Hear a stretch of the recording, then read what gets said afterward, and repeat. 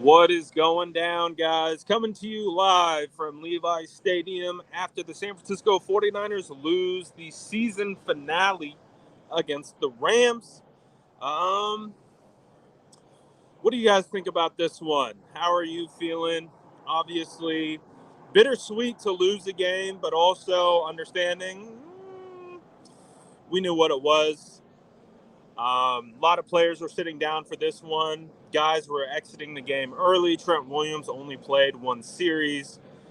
Nick Bosa, Fred Warner, Hargrave, Charvarius Ward played a half. Sam Darnold played the entire game. I did think it was interesting that both 49ers guards, Aaron Banks and um,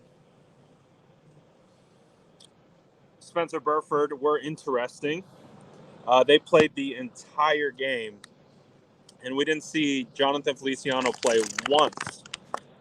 So I find that kind of speaking to how well Jonathan Feliciano has played, potentially maybe indicating that he is the starter moving forward. I don't know. I don't know. It was interesting, though, to see how that all played out. But, of course, the San Francisco 49ers fall to the Rams. Were unable to complete the sweep for what have been like fifth year in a row that the 49ers have swept the Rams in the regular season. Obviously, a lot at play with this one. Wasn't, you know, full forces on this one. But Sam Darnold had 3 touchdowns, 2 through the air, right? One rushing touchdown. He had a touchdown pass to Ronnie Bell. Defense, they're all right. I don't know. How do we analyze a game where not a ton of starters played?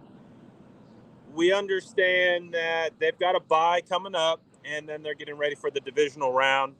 Um, I think obviously one of the biggest talking points to come out of this one was the Jake Moody misses, which again, if you look at the scoreboard, could have been the difference in this being a win or a loss for the San Francisco 49ers. So that's the one where you're just like, didn't love to see that. Hopefully, Jake is able to rebound after that one.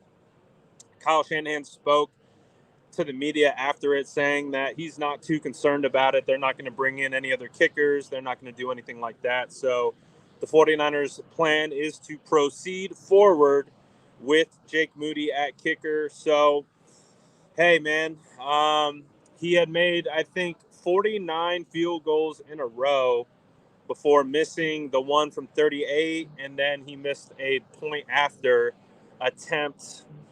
So, not ideal, but hopefully the San Francisco 49ers and Jake Moody specifically will be able to keep his confidence levels up and not let that seep into the next game, whoever the 49ers play in the divisional round. But as this is the final game of the year, for a lot of teams, Seattle Seahawks did not make the playoffs this year. So, quite an interesting turn of events because I think at the beginning of the year, we would have thought that the Seattle Seahawks would have had given us the biggest trouble heading into this year and would have been the team that maybe could have made it interesting in the NFC West. But in fact, it was the Rams, the team that we counted out early on in the year, that was able to squeak into the playoffs.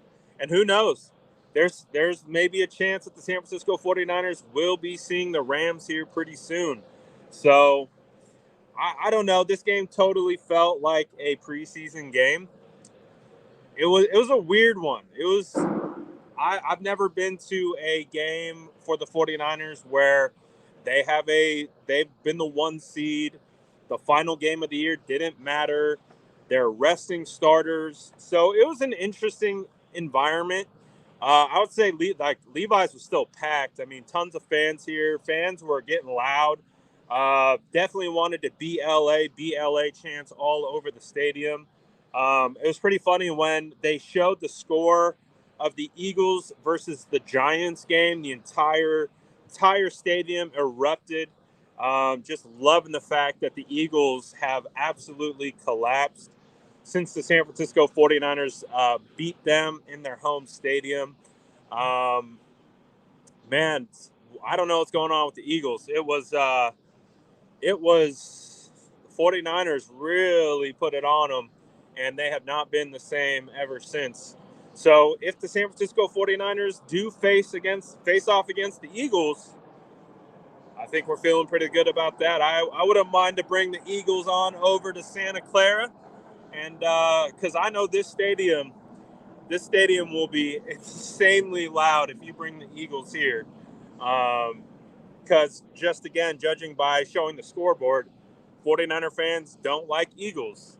So you bring the Eagles here, that would be a crazy, crazy playoff environment. But really, outside this game, obviously, is a weird one. So it's like, what's the analysis here? I think the biggest thing is they wanted to make sure some guys were able to go through the pregame, the week of practice preparation, leading up to the game, just kind of making sure everything was par for the course. Get a couple series, get a couple quarters in, and then dip out. Get out of here healthy. Sounds like the 49ers are only really dealing with one potential injury, which is to Cleveland Farrell, who sounds like he might have a knee issue. It doesn't sound like it's going to be a serious one, but they are going to do more tests on it. And as it currently stands, could be I don't know exactly what it is, but there is a chance that he could miss a game or so. But outside of that, sounds like everyone else got through pretty unscathed, which is a good sign. That's the number one goal for this particular game, was get out of there healthy. Um, honestly, honestly, I thought Sam played pretty decently. It wasn't great, but he threw some darts. That touchdown to Ronnie Bell was a dart. Um, so um, not bad, not great, not bad. How'd you guys think Sam did in his first start with the 49ers? Obviously, fumbling there at the end um, would have been ideal if he didn't do that, but it's all right. Wasn't crazy. Wasn't great. Wasn't terrible. I would say it's pretty even, pretty right down the middle. They had an opportunity to win it at the end. They weren't able to get it done. Um, just makes me happy that Brock Purdy's our quarterback. Uh, I would just say like the biggest difference like that I could see between Sam and Brock is just comfortability. Like there's just this calming presence that that Brock brings to the table. Obviously, I'm sure Sam would have that as well if he had more reps, more opportunities, and things like that. But it really did. It felt good. Um, knowing that Brock is going to get out of there healthy and give him some time to rest his arm a little bit and get after it coming up here in about a week or 2 weeks. Wow. All right, we got 2 weeks until we got Niner football again. It's going to be a very interesting 2 weeks for us as we get prepared for this bye. I figured you guys want to look around. Can I flip the camera? I don't think I can flip the camera, but as you guys can see, this is what the stadium's looking like. Getting all the grass taken care of. Nice and quiet. Everyone's at home except me because I'm a weirdo. But hey, would have been nice if we came out with the dub. Didn't happen, but that's all right. Appreciate everyone for a phenomenal regular season. That wraps up my third regular season doing this full time, which is absolutely crazy. So shout out to all you guys. Appreciate all of you who've been along for the ride. Been vibing, engaging with the content. Appreciate every single one of you guys. We're gonna, of course, we got 2 weeks, and we're gonna be doing all kinds of content. Absolutely got to rep the Ginger Gang.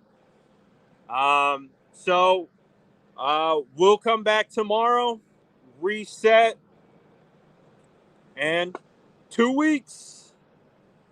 2 weeks till the divisional round. Thank you guys. It was such a fun year. We got to do some crazy things.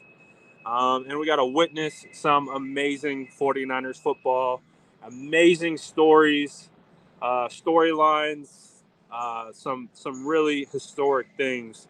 So shout out to all the SDS. Appreciate all you guys. Y'all are the best. I'll see you guys tomorrow on Monday, and we'll do it all again. Appreciate everyone. I'm out of here. I'm going to get out of here before I get kicked out. Peace.